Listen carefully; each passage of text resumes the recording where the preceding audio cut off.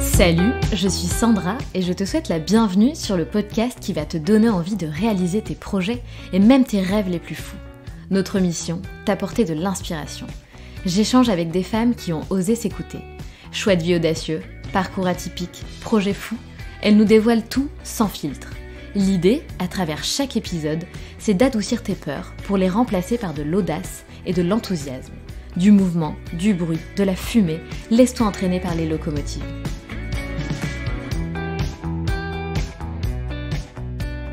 Léa a 33 ans et elle a 3 enfants, des jumelles et un petit garçon. Elle a eu ses filles à 24 ans et s'est retrouvée maman solo très rapidement. Léa n'aime pas les étiquettes, mais se définit en plus d'être maman comme influenceuse et créatrice de contenu. Et cette aventure a justement commencé grâce à son rôle de maman, en partageant petit à petit des photos de ses filles et de sa mum life. Son compte Instagram a pris de l'ampleur. Et Léa a pu créer sa société depuis maintenant 2 ans. Elle est à la tête d'une communauté de plus de 65 000 personnes. Mais avant ça, Léa était une gymnaste, sa vie tournait littéralement autour de la gym. Elle passe son bac, fait une formation de coach sportif, mais ce n'est pas concluant. Elle décide alors de se lancer dans la création d'un centre d'amincissement. L'aventure durera 3-4 ans. C'est pendant cette première année d'activité que Léa tombera enceinte. Cette première grossesse ne se passera pas du tout comme elle l'aurait imaginé. Une grossesse gémellaire, des bébés monozygotes ayant le syndrome transfuseur-transfusé, une grossesse hyper médicalisée qui nécessitera 20 à 30 échographies. Et à 24 ans, autant vous dire que Léa n'avait pas du tout la même vie que ses copines. Elle avait peut-être 10 ans d'avance. Mais ce n'est pas un hasard. C'était le rêve de Léa, depuis toujours. Devenir maman, c'est sa raison de vivre, c'est la plus belle réussite de sa vie. C'est sa priorité et c'est son choix. Un choix pour lequel elle a dû passer à côté de beaucoup d'opportunités, mais un choix qu'elle referait 1000 fois s'il le fallait. Et pour son petit garçon, ça n'a pas été simple non plus, puisque c'est un bébé qui est arrivé lors du premier confinement. Léa a vu son compte Instagram grandir petit à petit. Une opportunité qu'elle ne manquera pas de saisir. Comme elle le dit, quoi de mieux qu'une vie de maman tout en gérant un compte Instagram qui lui permet de vivre et qui lui offre cette flexibilité et autonomie dont elle a tant besoin. Lors de cet échange, Léa nous dévoile des choses très intimes de sa vie. Elle nous dévoile son tout nouveau projet, qui n'est d'ailleurs pas un hasard, un projet qui était finalement écrit pour elle. Qui a dit qu'être maman et entrepreneuse n'était pas possible? La seule chose, c'est qu'il faut en assumer les conséquences, décider la manière dont on souhaite gérer nos multiples casquettes et essayer de trouver son équilibre.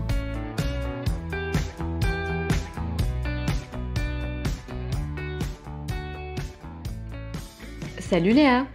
Salut Sandra, Comment vas-tu? je vais très bien, merci beaucoup. Super! Léa, peux-tu te présenter s'il te plaît en quelques mots pour celles qui ne te connaissent pas? Alors, je suis Léa, j'ai 33 ans, la maman de 3 enfants. Dis donc, ça fait beaucoup de chiffres. Je viens de m'en rendre compte. Des jumelles qui ont bientôt 9 ans et un petit garçon qui a 2 ans. Et puis, j'ai beaucoup Mais dis donc. d'animaux aussi chez moi parce que voilà, on aime bien ça. Donc, j'ai un chien et 2 chats. Génial, ça fait une grande famille, dis donc. Exactement. Comment tu te définirais, Léa, dans ta vie professionnelle? Comment est-ce que tu te définis? Je sais que tu n'aimes pas les étiquettes, j'ai cru voir ça, j'ai cru voir ça sur ton compte. Tout à fait. Professionnellement, donc oui, je ne l'ai pas dit dans ma description, mais je suis, comme on dit, très souvent influenceuse, c'est-à-dire que je suis créatrice de contenu sur Instagram, une activité que je fais maintenant depuis, mes filles ont 9 ans. J'ai dû commencer, elles avaient 1 an et demi, donc voilà, ça fait quand même, un certain temps. Dans un premier temps, uniquement pour partager ma vie, mon quotidien avec elles, parce que j'avais changé de ville. J'étais parisienne, maintenant j'habite à Tours. Du coup, j'avais pas beaucoup de copines, autour de moi, encore moins parce que je les ai eues, j'avais 24 ans, donc j'étais jeune. J'avais personne, aucune amie qui était enceinte et tout ça. Donc voilà, ça a été un moyen pour moi, d'entretenir un petit peu, une vie sociale sans pour autant quitter mon domicile puisque de toute façon, j'étais non-stop avec mes filles, seule et du coup, voilà, j'avais pas là forcément la possibilité, de sortir et de rencontrer des gens.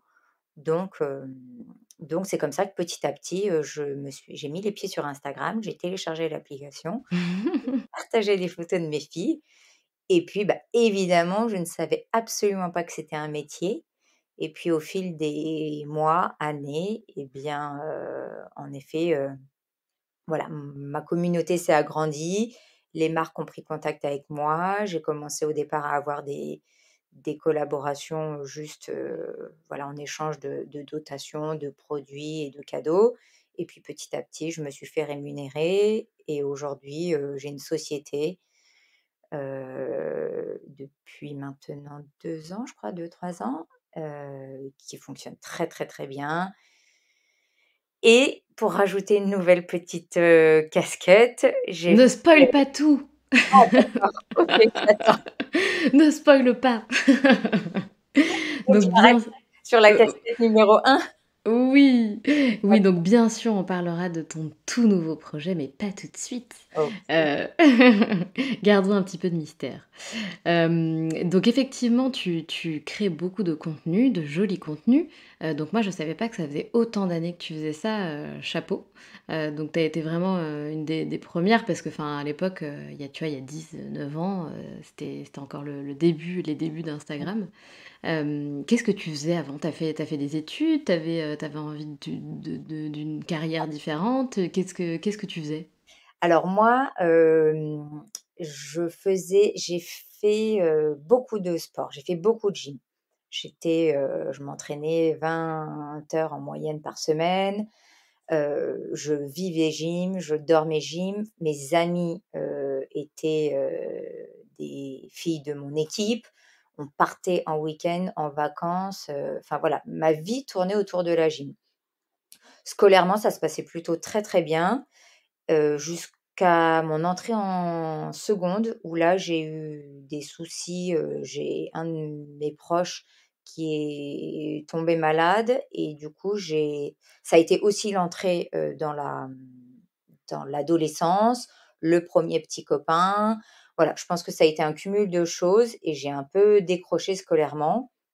J'ai aussi commencé à vivre des années un peu difficiles parce que la gym, ça s'arrête en fait, très, très tôt.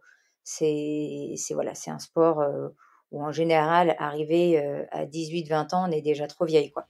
Ah ouais, d'accord. Donc je commençais, à moins avoir de résultats, aussi, dans mon sport, enfin ce qui me guidait depuis, des années et des années. Donc voilà, je me suis retrouvée un petit peu en roue libre, j'ai envie de dire. Et donc j'ai quand même passé un bac S et derrière j'ai voulu faire une formation pour garder un milieu dans le sport, j'ai voulu faire une formation pour être coach sportif. Donc j'ai fait ça pendant je crois 2 ans, quelque chose comme ça, mais ça me plaisait pas trop, trop, voilà, c'était pas forcément quelque chose qui m'épanouissait complètement et à la fois je ne savais pas trop, quoi faire d'autre. Et en fait, ma maman, mes tantes ont toujours été au régime, et puis c'était une période où elles faisaient un régime qui était une franchise et qui avait super bien fonctionné sur tout le monde. Et moi, ne sachant pas trop quoi faire, je me suis dit: «Mais en fait, pourquoi est-ce que je fais pas ça, quoi?» Et du coup, voilà, c'était une franchise, je me suis lancée dans ce centre d'amincissement, dans la création de ce centre d'amincissement, que j'ai tenu, 3 4 ans, sauf que ça a été un peu bouleversée parce que, au bout d'1 an d'activité, en fait, j'ai décidé d'avoir un enfant, et je n'ai pas eu un enfant, mais j'en ai eu 2. Oui.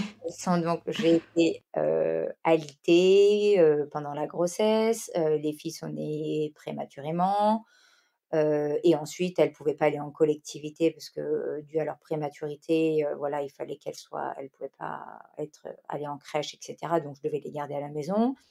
Oui, et d'ailleurs, Léa, si je peux me permettre de faire un petit zoom sur cette partie-là de ta vie qui est quand même sacrément importante.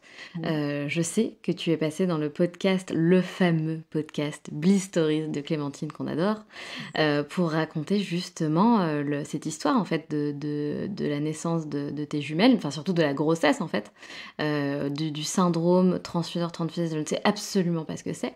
Et donc est-ce que tu peux peut-être nous en dire plus sur cette partie-là de ta vie qui a l'air assez, improbable et incroyable et effrayante et joyeuse en même temps? Oui, c'est sûr que c'était déjà dès le départ, c'était improbable parce que, évidemment, quand on a 23 ans, qu'on décide de faire un enfant, à aucun moment je m'étais projetée, dans de la gémellité, mais vraiment ça n'avait jamais traversé, une demi-seconde, mon esprit.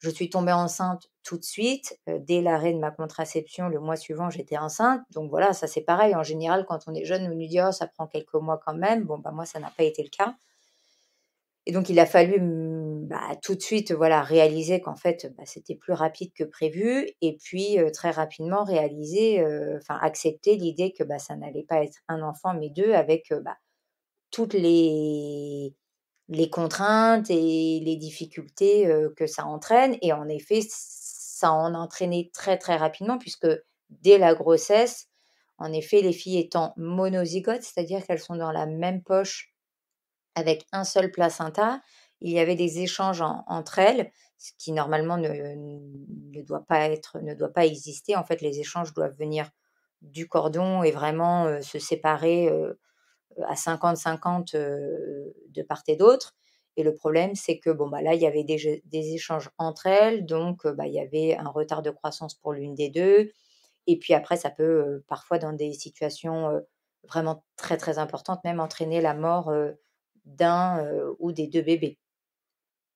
Donc voilà, ça a été une grossesse hyper médicalisée où on faisait des échographies toutes les semaines, enfin ou le maximum tous les 15 jours.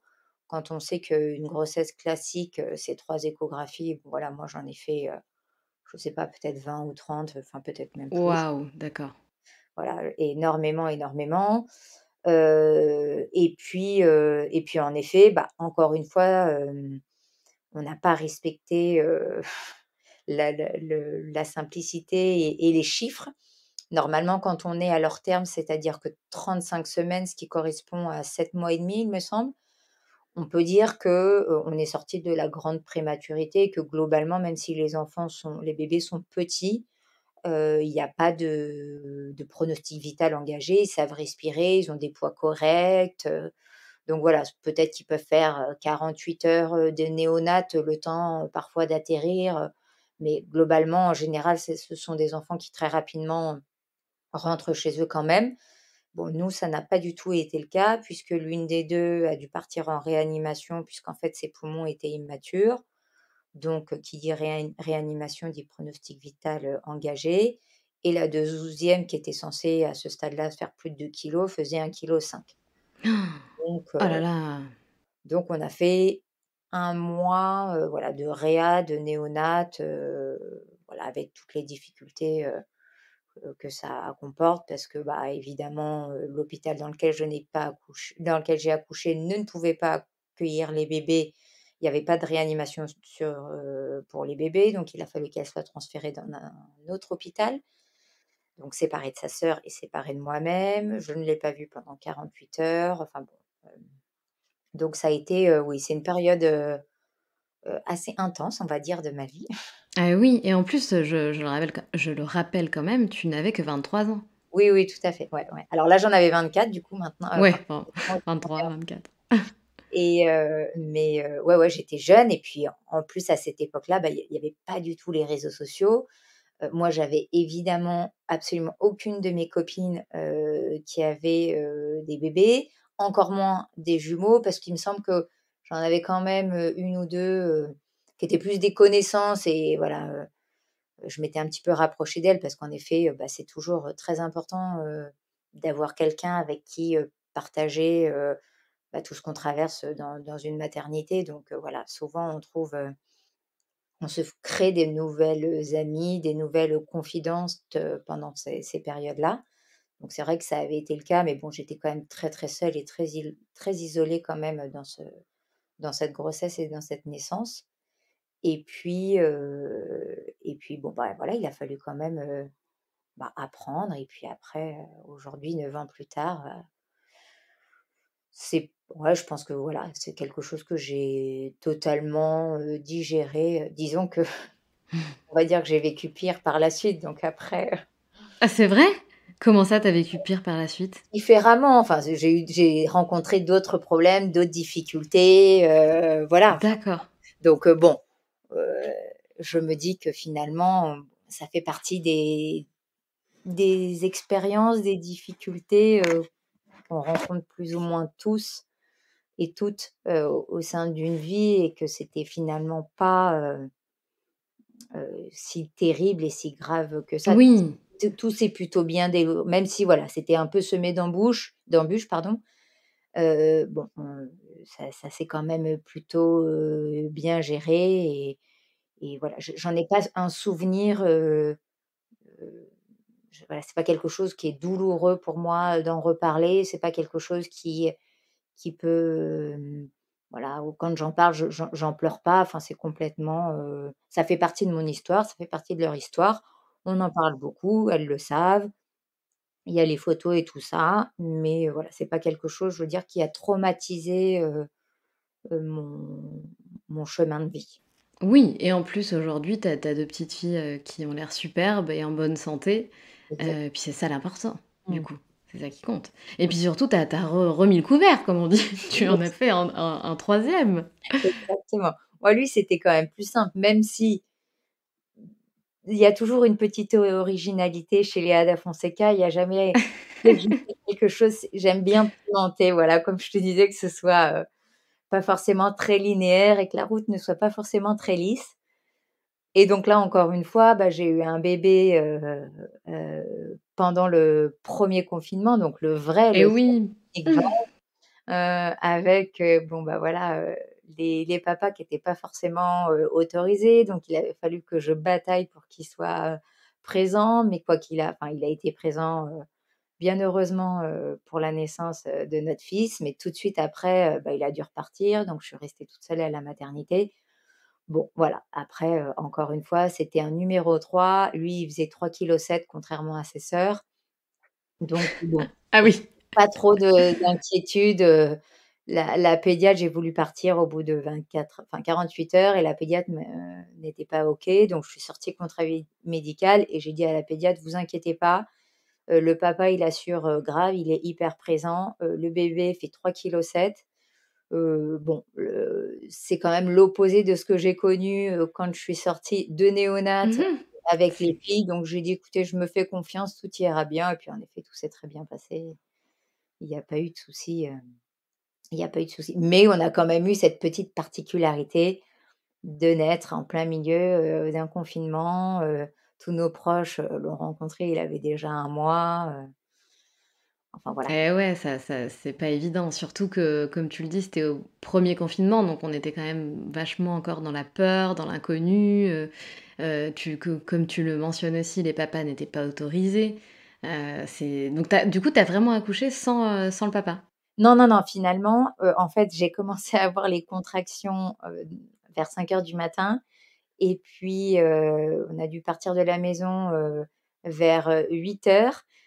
Et on était en route dans la voiture et on a reçu un message, de la clinique nous disant: «C'est bon, le protocole pour intégrer les papas sera, signé vers 10 heures». Donc en fait, moi, je suis allée à la maternité, j'ai marché sur le parking, avec lui pour faire avancer le travail parce que lui n'avait pas le droit de monter, avec moi dans la chambre. Et donc du coup, on a fait, une partie du travail, sur le parking de la maternité. Je suis re-rentrée parce qu'il y a un moment où vraiment moi j'en Tu en pouvais pouvais plus? plus. Et entre-temps, bah, donc du coup, ils ont signé le protocole, et une fois que le protocole était signé, lui, il a pu, rentrer. Mais bon, il a poussé la porte, il était 13 heures. Notre fils est né à 13h36. C'est pas Donc vrai. là, on était sur un timing, limite, limite, quoi. Mais le rêve! Ouais, Enfin, ouais, c'est cool de ouais, c'est cool que ce soit arrivé vite comme ça, quoi. vraiment cette chance, et je pense que ça aurait été, quelque chose qui m'aurait, vraiment, peser, enfin, j'aurais eu du mal à me relever de donner naissance, à mon fils sans son papa. Enfin, ça aurait été, enfin, je trouvais ça d'une injustice. En plus, lui, c'était son premier, parce que donc c'est pas le papa de mes filles. D'accord. Et du coup, enfin voilà, c'était inconcevable pour moi de lui voler la naissance de son premier enfant. Enfin, je donc vraiment il y avait, beaucoup de puis en plus, il y avait absolument aucune logique à cette décision et c'est vrai que moi j'ai besoin de comprendre les choses. C'est-à-dire que plus ou moins j'arrive à les accepter quand vraiment il y a une explication et une cohérence, dans les prises de décision. Mais là, en fait, enfin voilà, je me disais, enfin le papa ou la maman, on est censé, être à égalité, donc je ne vois pas pourquoi et puis de toute façon, je le voyais, je faisais le travail, j'étais en contact avec lui, je dormais avec lui, je vivais avec lui. Bon, concrètement, le fait qu'il sa présence, n'entraînait pas plus de risques que ma présence à moi, Mais évidemment, enfin dans la salle d'accouchement, quoi.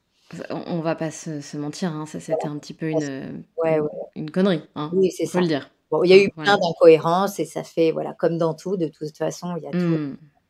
des décisions, qui manquent de cohérence. Bon, voilà, malheureusement, il y a des femmes moi, j'ai vraiment, je suis très touchée, enfin, j'ai jamais eu l'occasion de discuter avec des femmes qui ont accouché sans leur mari, mais vraiment, je pense que c'est quelque chose qui a dû toucher, surtout qu'on est très vulnérable pendant cette période, donc quand Mmh, tu mmh, mmh. es seule et cetera, enfin vraiment, je pense qu'il y a bon nombre d'allaitements qui ont pas dû, voilà, fonctionner. Il y a bon nombre de dépressions du postpartum qui ont aussi,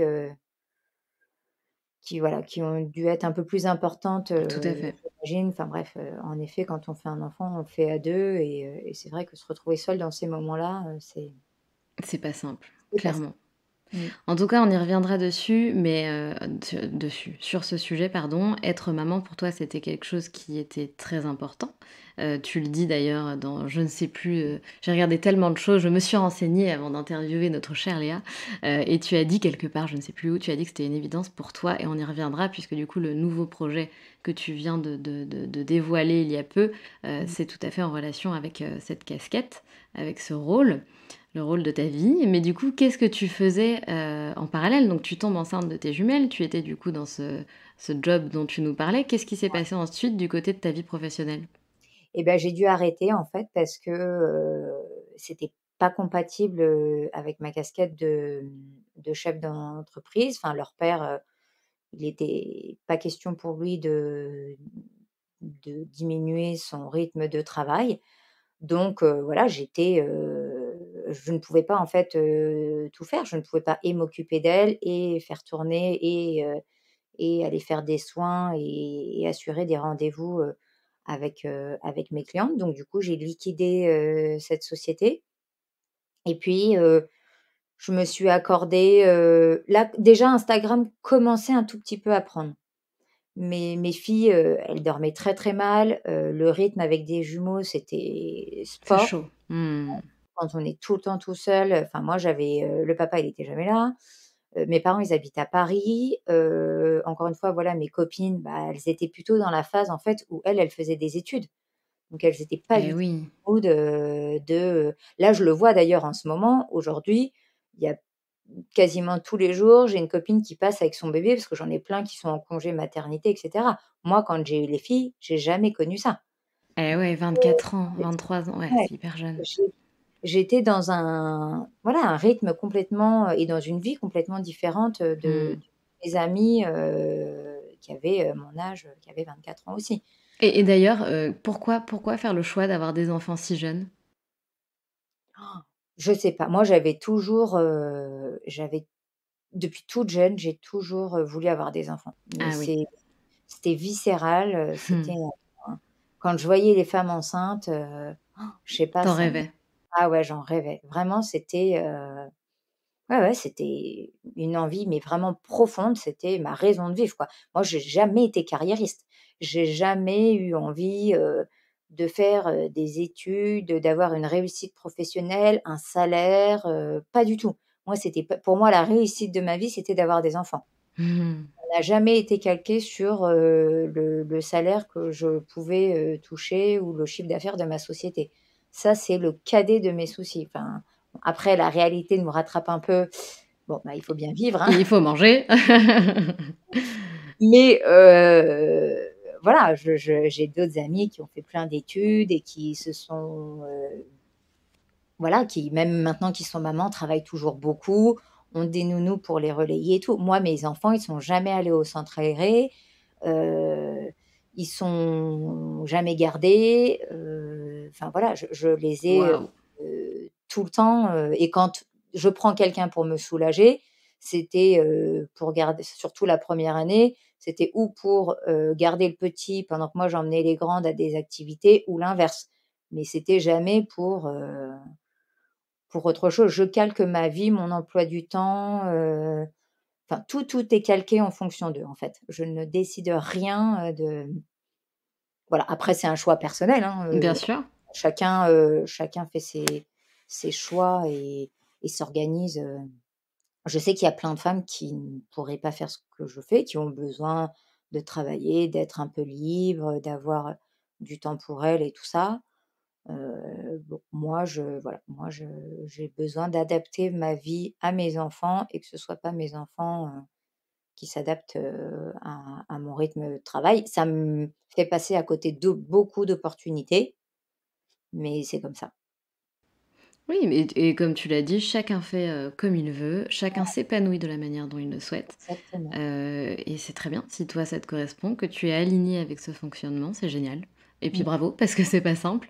ouais. J'ai eu Heu, de la chance malgré tout parce que, finalement, en fait, quand j'ai liquidé, mon centre d'amincissement, bah, Insta a commencé à prendre et en fait, bah, c'est aussi grâce à ça que j'ai pu m'occuper de mes enfants, voilà, il faut quand même, être réaliste. C'est un métier, qu'on peut exercer chez soi, aux horaires où on souhaite, avec au rythme où on s enfin voilà, je veux dire, on peut partir en vacances quand on veut, on peut être complètement disponible. Moi, l'école, elle m'appelle, bon, bah, voilà, mon enfant, il est malade, c'est pas grave. En fait, ma photo, je la fais 2 heures après et puis je peux même la faire s'ils sont, en même temps que je leur donne le Doliprane, je peux faire la photo, donc globalement, c'est quand même hyper compatible, avec une vie de maman et mais tout à fait. il y a plein de femmes qui aimeraient être tout le temps avec leurs enfants, mais qui malheureusement ont des métiers, bah, qui ne leur laissent pas la possibilité de ça et ça, je sais que j'ai une chance,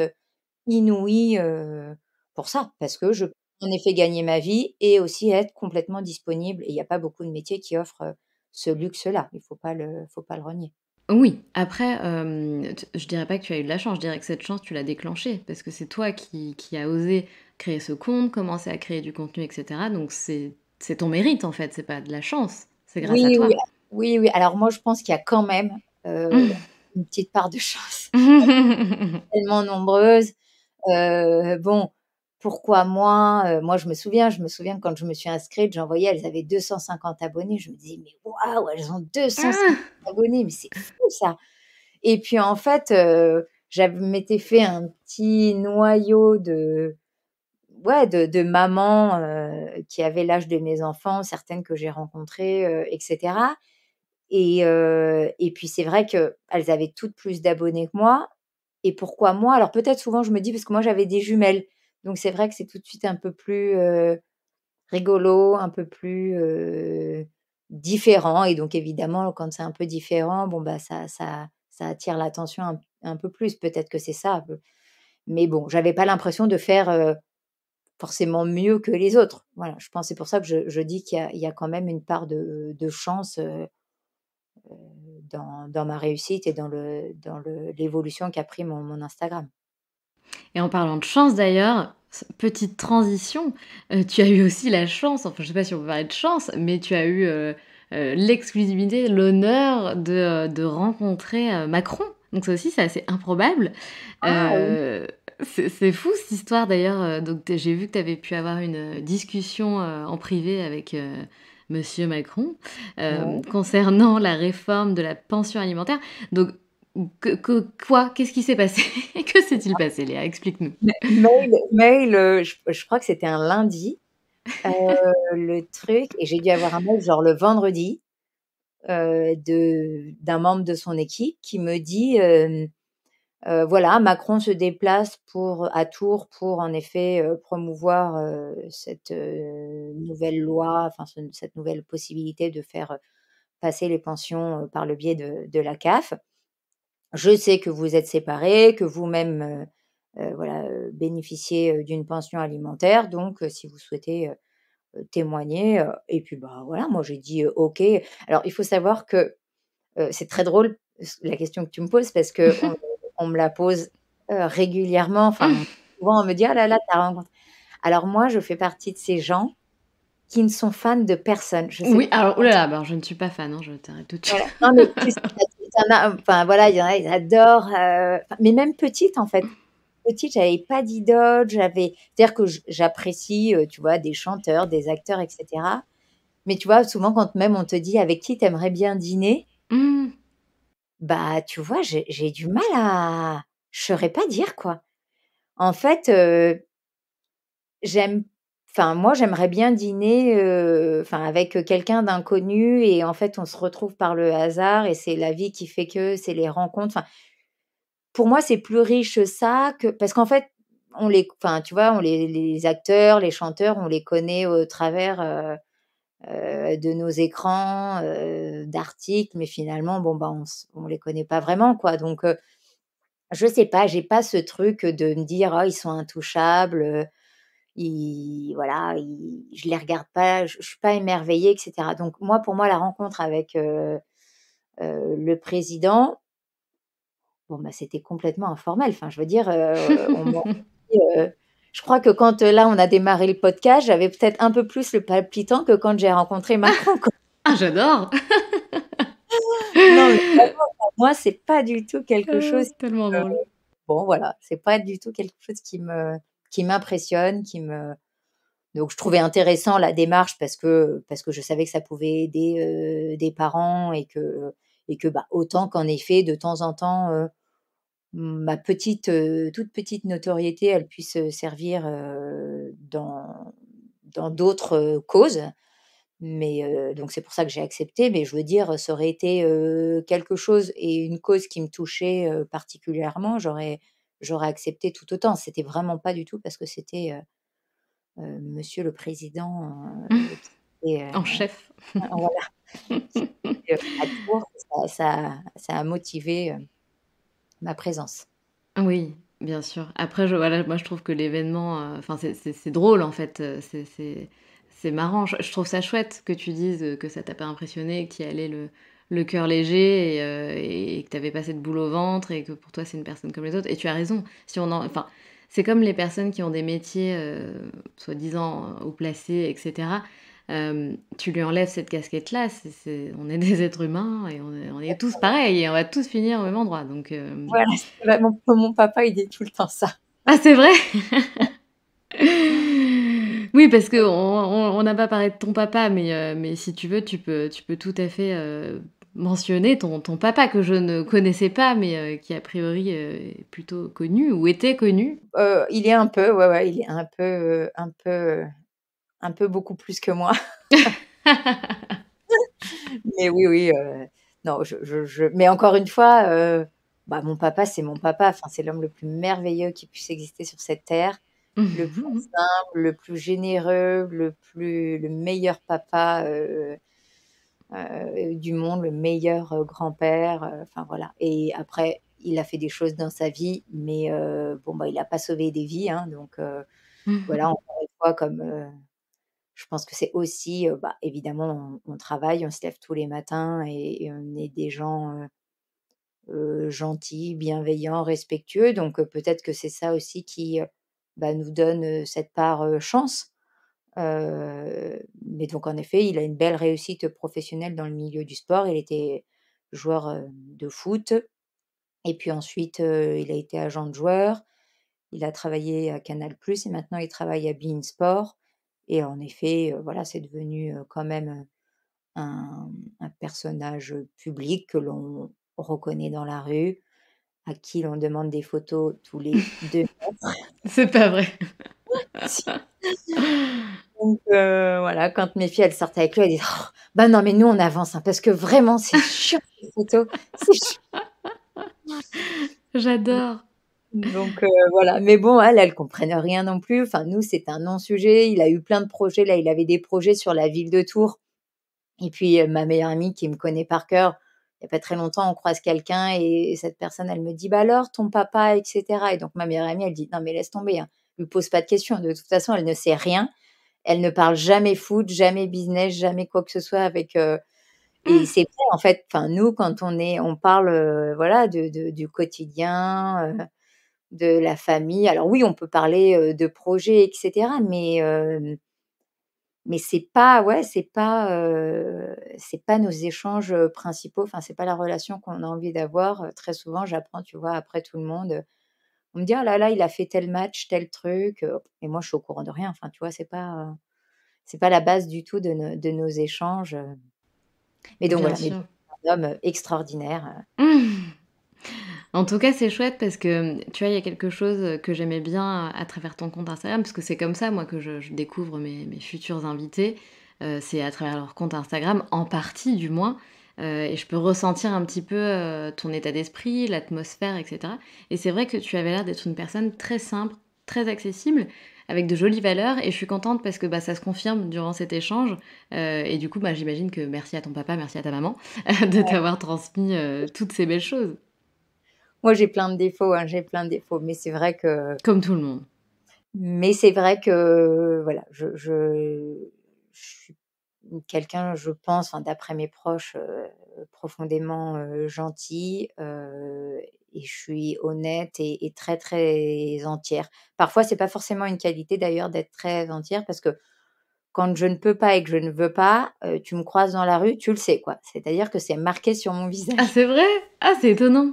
Mais voilà, je peux paraître même un peu froide, Mmh. quand on me croise comme ça, mais parce que ouais, je sais pas trop, tu sais, parfois on me regarde parce que, ben, on me reconnaît, enfin on se dit: «Ah, c'est la fille d'Insta», mais du coup, moi, je suis un peu mal à l'aise, enfin je sais pas trop, tu vois, si voilà, tu sais pas en fait, enfin moi j'ai l'impression Mmh. de rien fait, enfin je suis madame lambda en fait. Oui, j'ai juste, quelques abonnés de plus qu'elle, mais au final, je comme tu disais tout à l'heure, on va tous finir au même endroit. Donc ce même truc de dire, d'ailleurs j'en ai parfois des personnes qui m'écrivent et qui me disent: «Mais je t'adore, je suis fan» et tout ça, et c'est ça crée un petit C'est pas malaisant. un mal-être, mais j'avoue que je Mmh. sais pas trop comment l'accueillir en fait. Voilà, c'est quelque Mmh. chose, qui me met dans une, voilà, dans une position un peu, délicate.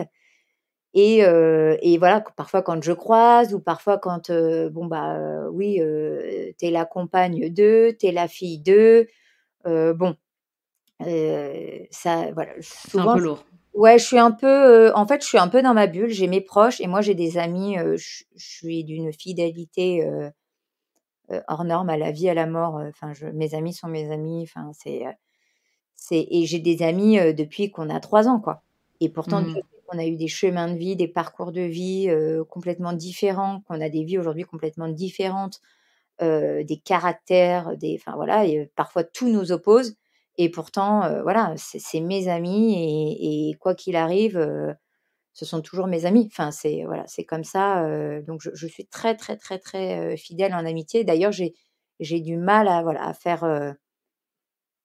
à créer de nouvelles amitiés, à refaire confiance, parce qu'en fait, j'ai tellement mon noyau solide autour de moi que j'ai pas forcément besoin, enfin, je suis équilibrée comme ça, je suis bien comme ça, tu vois? Donc c'est parfois compliqué, bah, de faire des nouvelles rencontres, donc parfois, en effet, je peux être un peu froide, un peu distante, mais en tout cas, voilà, c'est en rien de la méchanceté, c'est je sais pas, peut-être une part un peu de timidité, je suis un peu réservée peut-être aussi, enfin moi je suis super bien dans mon environnement avec mes proches, voilà, là je suis 100 moi-même. Après, voilà, quand je Et connais c'est pas bien. les gens, bon j'aime bien, je suis pas forcément la nana, qui se met en avant, qui parle très, très fort, enfin dans les soirées, c'est pas moi qui mets l'ambiance, c'est pas moi, sauf si évidemment c'est mes proches. Voilà, mes très, très proches, ma famille, là, oui. Mais dès que, voilà, je suis pas forcément entourée de gens que je connais très, très bien, c'est pas moi qui suis sur le devant de la scène. Et c'est bien, c'est important ce que tu dis que ton cocon te suffit et que tu n'as pas forcément besoin de plus et c'est bien parce que ça veut dire que tu as trouvé le bon équilibre et on dit souvent effectivement qu'il faut parfois faire le tri justement dans notre vie et dans nos relations parce que ça sert à rien d'avoir trop de relations, qui nous font par exemple perdre de l'énergie, parce que ça nous apporte pas forcément, du bon. Donc c'est bien d'avoir un noyau, qui est voilà, un noyau fidèle, un noyau dur qui t'apporte que du bon, que du positif et qui te donne cet équilibre-là, donc c'est super, moi je trouve ça top. Tu parles effectivement que tu as ce côté un petit peu, donc si je le comprends bien, un petit peu réservé, et ça se ressent en fait sur ton Instagram aussi. Tu en dévoiles un petit peu et pas trop, et ce qui je pense te correspond aussi. Et il y a quelque chose dont tu as parlé qui est du coup assez intime, que tu as fait un post Insta sur ça et je voulais d'ailleurs te poser la question parce que je trouve que c'est un sujet qui est intéressant. Donc on parle beaucoup en ce moment de body positive et cetera, que c'est cool, enfin qu'il faut montrer les femmes qui ont des formes, les femmes qui ont des formes, les femmes qui ont des formes et les femmes qui ont des formes. Donc moi je trouve que c'est un petit peu, comment dire, dommage parce qu'en fait on rentre dans l'autre truc de faire complexer finalement les filles qui sont minces. Et du coup toi tu parles justement dans un de tes posts que tu as pris 8 kilos en 6 mois, donc bien sûr que c'est volontaire, c'est une démarche volontaire que tu as Ouais. faite. Donc je trouve ça très intéressant parce que moi je suis persuadée qu'il y a plein d'auditrices, et je le sais d'ailleurs, qui sont justement dans cette démarche, elles essaient de prendre du poids. Donc comment tu as fait? Alors moi, il faut savoir que j'ai toujours été mince depuis que je suis toute petite, voilà, j'ai toujours été hors courbe de poids comme mes filles, enfin surtout l'une des 2. Heu, j'ai, heu, j'ai perdu du poids, alors je prends toujours beaucoup de poids pendant mes grossesses, mais j'en ai perdu pas mal, après la naissance de mes filles parce que, bah, le rythme était très soutenu et que, bah, toutes les mamans, se reconnaîtront. On n'a pas forcément le temps de manger, on fait que de grignoter et cetera et moi, bah, perds, dès que je loupe un repas, je perds du poids, voilà, c'est comme ça. Donc il y en a, elles mangent, elles font un petit écart et puis elles prennent 1 kilo et ben, moi, je saute un repas, bah, je perds 1 kilo. Enfin, voilà, il y a une question de morphologie, de nature, où il est un peu difficile d'aller contre, voilà, contre en effet le métabolisme et la morphologie, de base.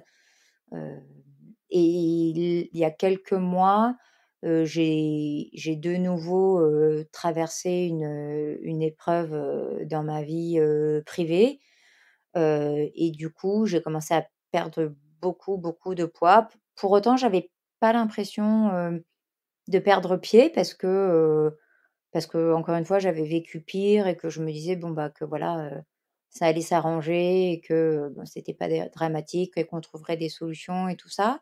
Et puis en fait, bah, mon corps, se rongeait de l'intérieur. Enfin, je suis plutôt de nature, optimiste. C'est-à-dire que même quand ça va pas, voilà, je me dis que j'ai mes enfants qui sont là, mes enfants qui sont en bonne santé et puis il suffit d'allumer les infos, les machins, les trucs très vite.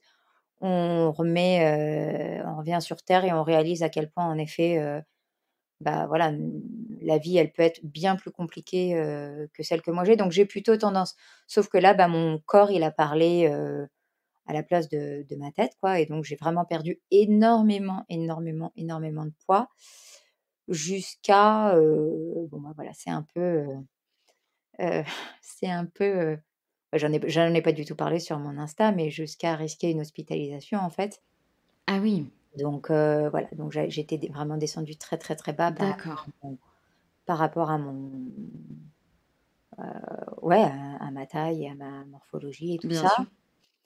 Donc bah, là, à un moment donné, bah, faut se mettre un coup de cravache parce qu'encore une fois, bah, moi, il était absolument pas question qu'en fait, bah, je m'éloigne de mes enfants. Je ne Donc voilà, donc j'ai dit: «Bon, bah, maintenant» et donc j'ai fait plein de choses. Donc j'ai pas de solution miracle.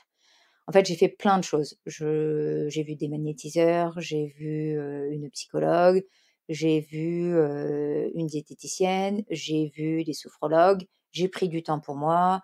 Je m'étais pas fait masser depuis, et en fait, c'est vraiment je me suis acheté, ah oui, quelque chose que j'ai fait, voilà, qui est un peu c'est que je me suis acheté des plats picards. Alors moi, je fais Ah! que maison, j'ai Mmh. jamais mangé de plat. Mes parents m'ont jamais fait manger, de plats, préparés et cetera. Et donc, en fait, naturellement, tu sais, on est souvent un peu conditionné par ce qu'on connaît et par l'éducation que nos parents nous donnent. Et là, en l'occurrence, enfin, moi, les lasagnes Picard, par exemple, jamais, en fait, mes enfants, jamais, jamais n'ont mangé ça, quoi. Et voilà, ils n'ont jamais mangé de purée mousseline. Bon, bah, voilà, écoute, hein, chacun, moi, c'est comme ça chez moi. Et du coup, sauf que, bah, évidemment, qui dit faire à manger, bah, ça demande forcément un peu de temps de préparation et cetera. Et puis là, en fait, je me noyais. Mauro dormait pas, j'étais épuisée, j'avais le temps de rien, j'avais beaucoup de boulot. Dès qu'il dormait pas, bah, en fait, il fallait tout de suite que je bosse. Donc en fait, que je fasse les trucs pour la maison, que je m'occupe des enfants. En plus, tu sais, c'est la période où il y avait, il fallait faire des autotests, une attestation de machin, aller faire, cas contact 2 jours, après ils fermaient l'école, après ils te les remettaient, après, enfin bon bref, tu vivais jamais, une même semaine, un coup ça fermait, un coup ça rouvrait, un coup les masques, un coup pas les trucs.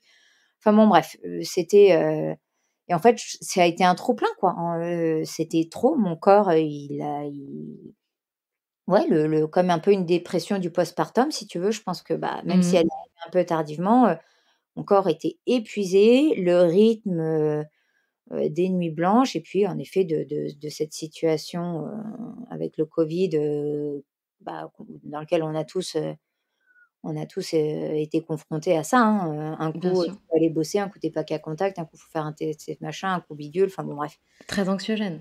Hyper anx alors, Mmh. moi j'ai jamais eu peur de pas du tout, du tout. Enfin nous on était, très à la cool, de ce point de vue-là, on n'a jamais eu peur. Mais, n'empêche que bon, bah, quand l'école elle te dit: «Bah, il y a un cas contact, gardez vos enfants, allez les faire tester, refaites un test sous 48 heures, faites une attestation sur l'honneur», enfin c'était non-stop quoi, on était, tout le temps à pas savoir est-ce qu'ils vont pouvoir aller à l'école, pas à l'école? Est-ce qu'ils sont cas contact, pas cas contact? Est-ce que c'est dangereux, pas dangereux?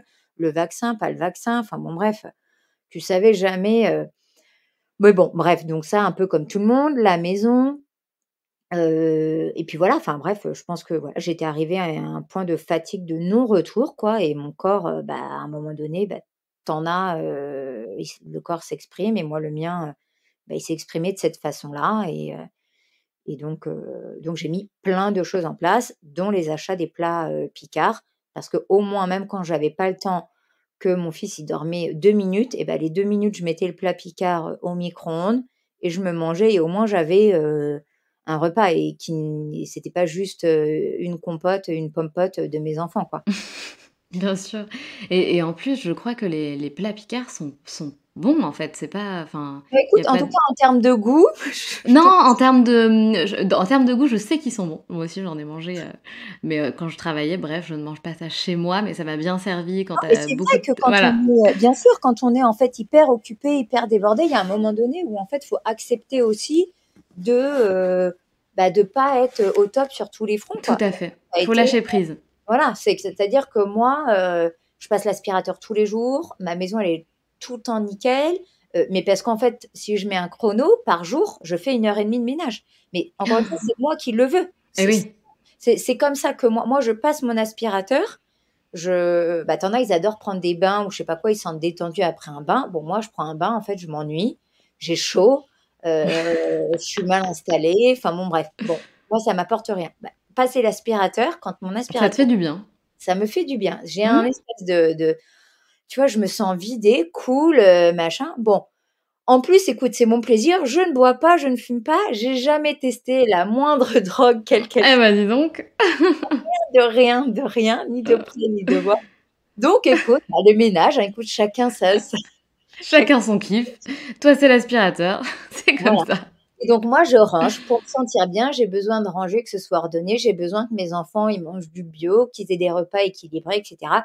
Bon, bah, à un moment donné, il faut quand même, on est des êtres humains et quand tu dors pas, depuis 17 mois, que, bah, tu as une charge mentale, juste, pas possible parce que, bah, tu es solo à tout gérer. Bon, bah, à un moment donné, bah, il fallait lâcher sur un truc et il fallait qu'en tout cas je trouve un moyen pour manger, régulièrement, et en tout cas ne plus sauter de repas et donc voilà et donc j'ai fait ça, donc pas de recette miracle mais juste, un peu de temps, Et puis voilà, plein de méthodes, de l'acupuncture, de la sophrologie, mon fils qui maintenant fait ses nuits globalement. Enfin voilà, ça a été un cumul de plein de choses qui font que, bah, aujourd'hui, j'ai repris du poids et c'est plutôt très, très bien. C'est bien, c'est très bien et donc motivation et tester, différentes choses pour trouver ce qui nous convient et ce qui fonctionne. Donc très bien, Exactement. ce sont de très bons tips. Donc malgré tout ça, malgré ce rythme de vie intense, les épreuves de la vie comme tu l'expliques, le quotidien et cetera, tu as quand même trouvé le temps de faire une formation, donc qui t'a pris, comme tu l'expliques, du temps, de l'énergie, enfin tu devais aussi t'organiser, hein, pour poursuivre cette formation. Ouais. Donc raconte-nous un petit peu du coup, ce nouveau projet. Alors en fait, ça faisait longtemps que ça me trottait, dans la tête, voilà, j'avais envie de me rapprocher, des femmes, des bébés, de la maternité, tout ça, mais je ne savais pas trop par quel moyen. Et puis, j'ai découvert ce métier de doula et je me suis dit: «Mais waouh, en fait, c'est génial, quoi». Donc j'ai écouté, j'ai lu pas mal de femmes qui exercent ce métier, dans le monde, dans différents pays et différents continents. Aux États-Unis, c'est très réputé. Oh, voilà, exactement. Nous, on est comme d'habitude, toujours un peu à la bourre, mais bon, on y vient, hein, et vaut mieux tard que jamais, comme on dit. Mais du coup, Oui. voilà, j'ai lu, plein de choses et je me suis dit: «Mais trop bien, enfin franchement, je veux faire ça». Et encore une fois, Instagram, moi, je suis arrivée là où je suis, alors je suis très épanouie, hein, j'ai beaucoup de chance d'être là où je suis parce qu'encore une fois, comme je te le disais tout à l'heure, ça me permet de m'occuper des enfants. Je gagne très bien ma vie, c'est, voilà, une activité, où tu peux gérer, complètement ton emploi du temps.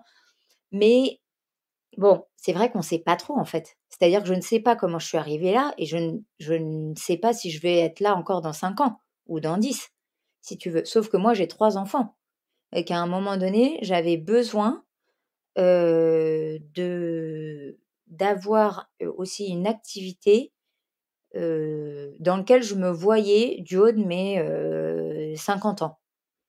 Et ce statut d'influenceuse, je j'arrivais pas à me projeter, à ce stade-là, quoi. Donc du coup, j'ai commencé à regarder un petit peu, voilà, les différentes, formations qui étaient, envisageables. J'ai donc fait, une formation, avec l'accord, du papa de mon fils parce que, évidemment, c'était pas quelque chose que j'allais pouvoir, gérer tout seul parce que concrètement, mon fils, il avait pas 2 ans, donc il fallait quand même que, on puisse s'organiser sur les week-ends, de formation. En plus, qui dit week-end, dit évidemment pas du tout, de mode de garde. Enfin, tu vois, c'est pas ils sont la journée à l'école ou à la crèche, donc voilà, il fallait quand même, que ça se mette un peu en place et lui, il m'encourage toujours, dans tous mes projets, enfin voilà, il était absolument pas question que, son activité à lui, me prive moi d'évoluer, professionnellement de mon côté. Donc écoute, on a fait comme on a pu, on a fait du mieux qu'on a pu. C'était parfois un peu bancal, parce que, parfois le jeudi, je savais même pas trop comment je m'organisais pour, le lendemain, 7h45. Mais j'ai toujours trouvé, des solutions. Ça s'est toujours plutôt, bien passé. C'était, un peu la course et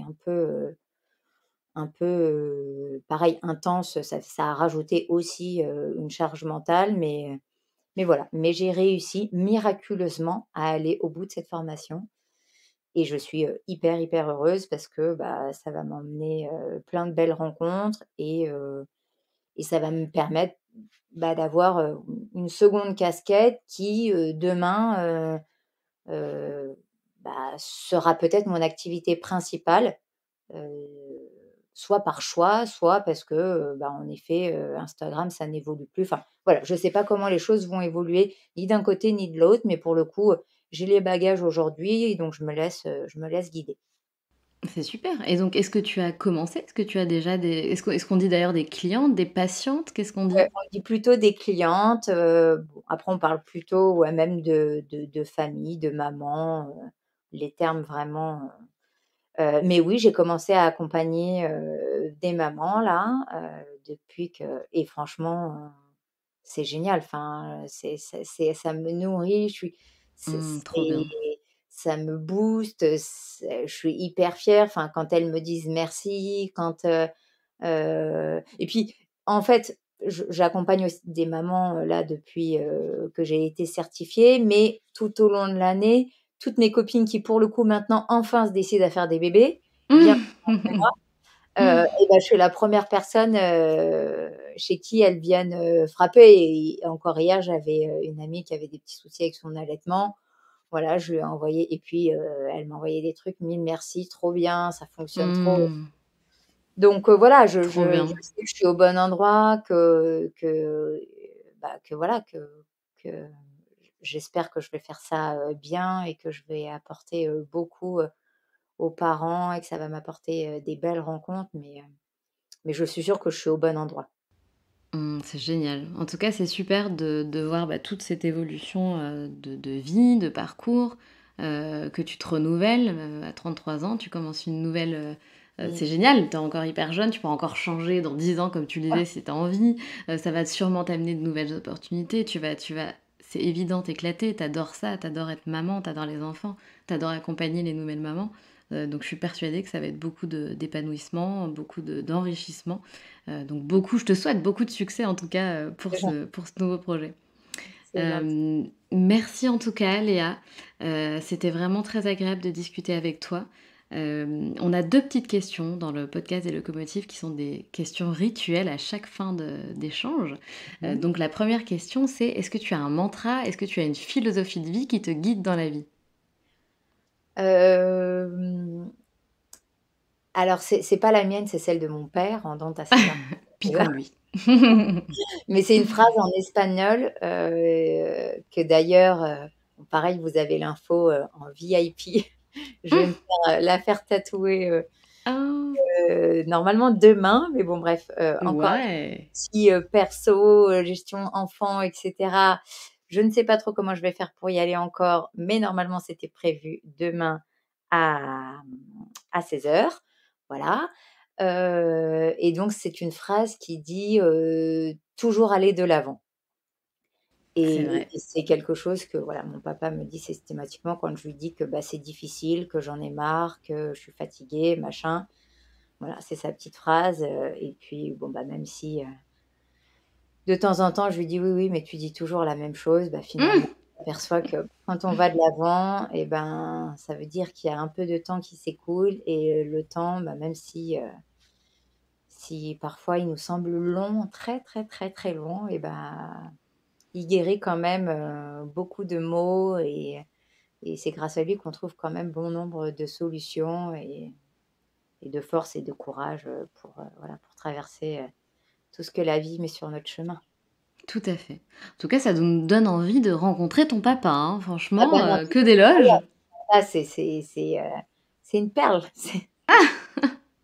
C'est trop beau. Moi d'ailleurs, quand tu étais petite fille, donc j'imagine que ton papa était aussi un exemple pour toi, enfin déjà surtout un exemple pour toi. Qu'est-ce que tu voulais faire? Qu'est-ce que tu voulais être? Qu'est-ce que tu voulais devenir? C'était quoi tes rêves de petite fille? Mais comme je te disais, je faisais beaucoup de gym, donc en fait, moi, je voulais Ah!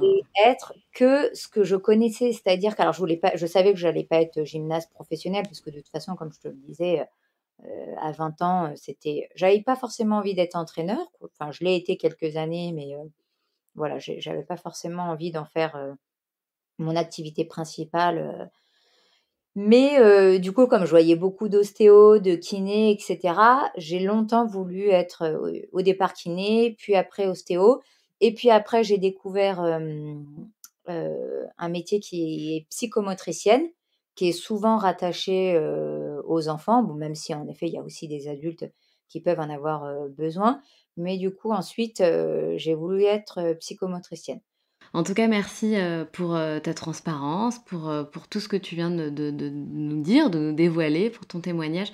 Merci infiniment Léa et je te souhaite bien évidemment beaucoup de bonheur et beaucoup de succès je vais pas y arriver, avec ce nouveau projet. Merci beaucoup. Merci à toi, pour ton écoute et puis de m'avoir reçue, au sein de ce podcast. Merci Léa, à bientôt. À très bientôt. Au revoir.